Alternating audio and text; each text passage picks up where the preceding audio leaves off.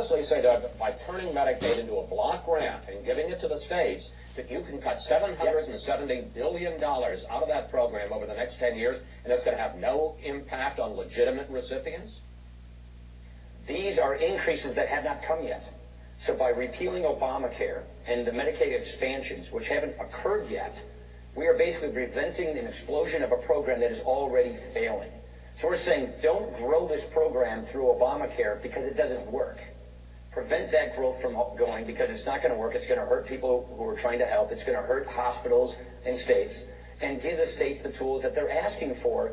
Indiana is a perfect example. They have a fantastic Medicaid program that Mitch Daniels created in Indiana that is popular, that's successful, that's working well, but Obamacare prevents it from going forward. We want to give states like Indiana, states like Wisconsin, the tools they need to make these benefits work for their populations, and we don't want to push more people into a failing program.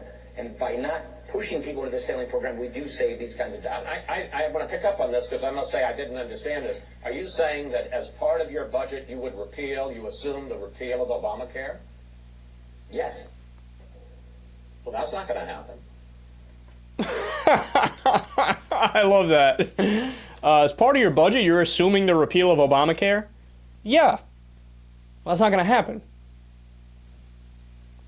I love that, man. I love it when an interviewer is just so dry and factual. No, but he's 100% right, and that's what's amazing, is that Paul Ryan's budget assumes the repeal of Obamacare, but how can you what a silly budget. Of course that budget's not going to pass. Dude, the Democrats control the Senate, and they control the presidency. Obama could veto it even if it hypothetically got through the Senate, which, by the way, it won't get through the Senate because it's Democratic controlled. What planet are you living on where you want to pass your budget into law, but part of your budget is that you repeal one of his signature, if not the signature piece of legislation Obama has attributed to his name? But look, then you branch off into a bigger discussion here, which is, look, let me explain to you the inherent contradiction with the Republican Party and Obamacare, because honestly, it's getting to the point now where I don't even have a good explanation for this. So, look, for those of you guys who might not know the ins and outs of Obamacare, let me just explain it as simple as I can right off the bat.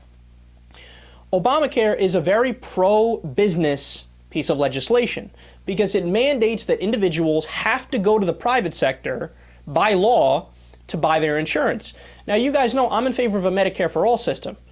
So this is not my ideal system, but it's better than nothing. But you have to realize it's better than nothing, but at the same time, it also really benefits the insurance companies. And that's why they ended up being for it in the end. That's why the legislation ended up passing in the end, because it's pro-business friendly, right? And as we all know, businesses run our government because they give them campaign contributions, they give the politicians contributions. So think about this, man. The legislation is liked by the health insurance companies, it's liked by the Democrats, who are the majority, and it's liked by the majority of the American people, right? I mean, try to go up to somebody now and say, oh yeah, you were briefly covered for your pre-existing condition, now we're kicking your ass off. Who's going to think that's a good idea? Or try going up to a poor little girl who's on her third heart surgery, who had a lifetime cap that she hit, and say, oh yeah, cool, as part of Obamacare, we had gotten rid of the lifetime cap, so they had to save your life, now we're putting the cap back on. Who's in favor? Try going up to one of the American people say, yeah, you know, we did mandate that 80% of the money spent by health insurance companies has to be for actual health care and not for administrative costs, but now we're going to go back to 60% of it or 50% of it. No, nobody's in favor of that. What are you, crazy? Everybody think that's nuts, right?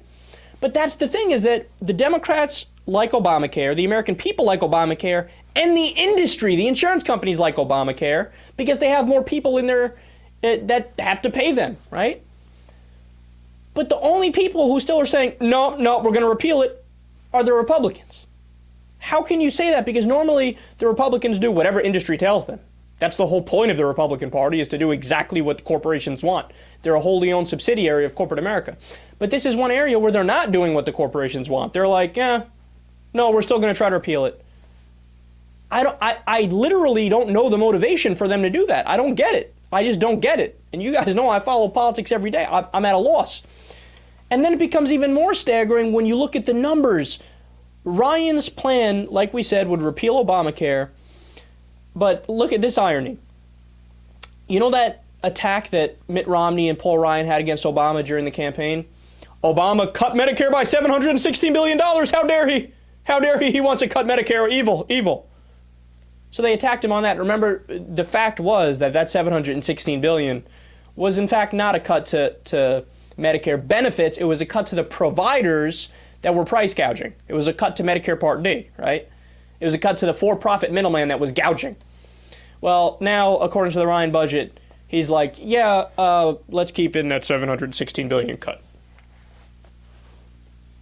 What happened, dude? I thought you were against the cut. Now you're for it. Now you're embracing it as part of your budget. So I love that irony and that hypocrisy. But they tried to repeal Obamacare, the Republican Party, 33 times. What are you doing?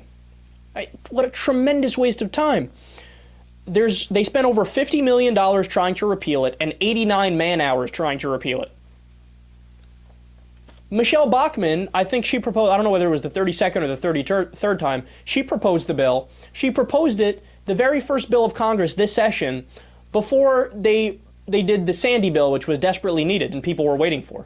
She's like, yeah, that could wait. Who cares? People need to eat and their houses were destroyed. Let's try to repeal their health care. No, this party is, look, they've gone off the rails. They're off the rocker. Even the so-called smart ones, which, by the way, not smart at all, Paul Ryan, right? He's a clown. He's a fool. He doesn't know what he's doing. And then last thing is, I love the Orwellian terms that they have to use to sell their ideas. So Paul Ryan knows his idea is not popular. His idea of privatizing Medicare and giving people, making it a voucher system, right? So he knows it's not popular. Later on in the same clip with Chris Wallace says, why are you giving them a block grant, a voucher? You're going to affect people that way, right? And Paul Ryan goes, no, it's not a voucher. It's a premium benefit system. You know what a premium benefit system is? It's a voucher.